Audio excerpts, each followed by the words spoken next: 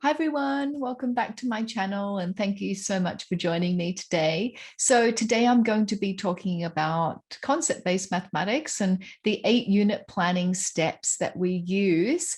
And notice how that I have the word collaborative design steps because I really do believe that this should be done collaboratively in a team.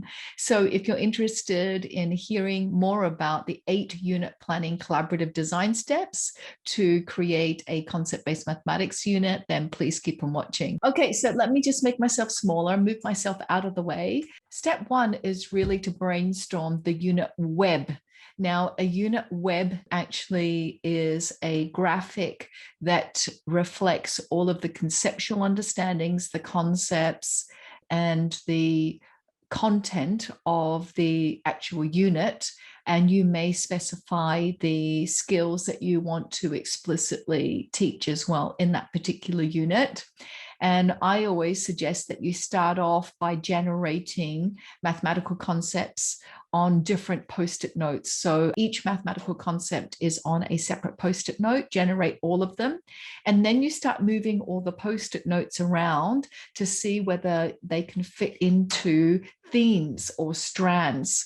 And the strands reflect the teaching order around. I'm going to put a link of a video up here that shows you what a unit web looks like. But basically, I'd love to use that brainstorming, generate, sort, connect activity to be able to collaboratively build a unit web so that you can have an overview and an outline of the entire unit.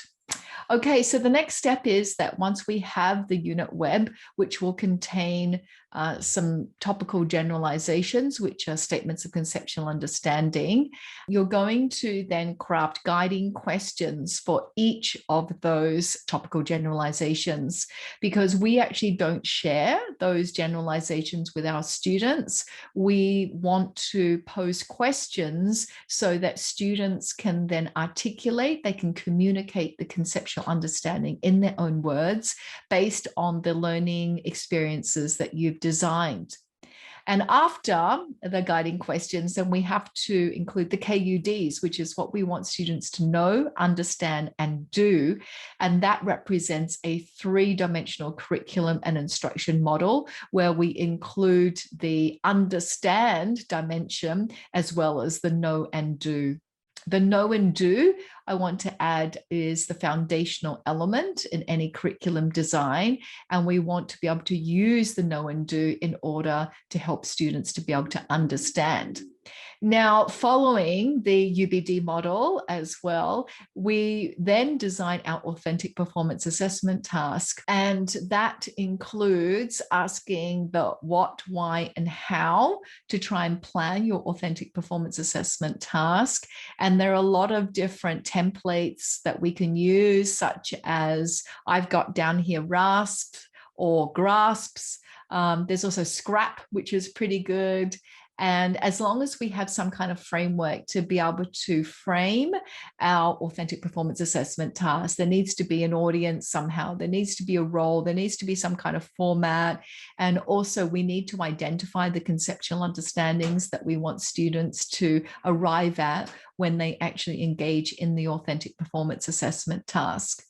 Okay, so moving myself away out of here, we have those topical generalizations from the unit web. And in a primary unit web, we might have 4 to 7. In a secondary web, we might have 5 to 9, a little bit more because there's more content. So for those generalizations, we want to then start planning learning experiences. So one generalization may be designed around one or a series of lessons. So you design learning experiences that lead to a particular generalization. And we ensure that the learning experiences also address the critical content of your unit, which is your KUDs, and also that your learning experiences adopt that inductive learning approach as well. And once we have those 5 steps, then I think we can start summarizing by writing a unit overview, which is just a short paragraph that you probably would share with students. It might pique their curiosity, be more motivating, but you're not going to tell them what they're going to understand from the particular unit. And then I suggest towards the end, you think of an engaging unit title. Some engaging unit titles that I've heard are Being a Data Detective. I thought that was nice. Or What's the Time, Mr. Wolf? And that was for a grade 2 unit. So something that's really engaging in terms of the title, and choosing a conceptual lens that helps focus your unit and synergize the facts and skills with the conceptual understandings. And then lastly is really the trial, reflect, improve, the try, I call it, step, where we want to trial it, we want to reflect, we want to constantly improve and modify as we go. So they're my 8 steps for unit planning. If you've got any comments at all, I'd love to hear them. Please put a comment in the section below if you have any ideas on any of these steps at all. Thank you so much for watching today, and I hope to see you next time. Bye.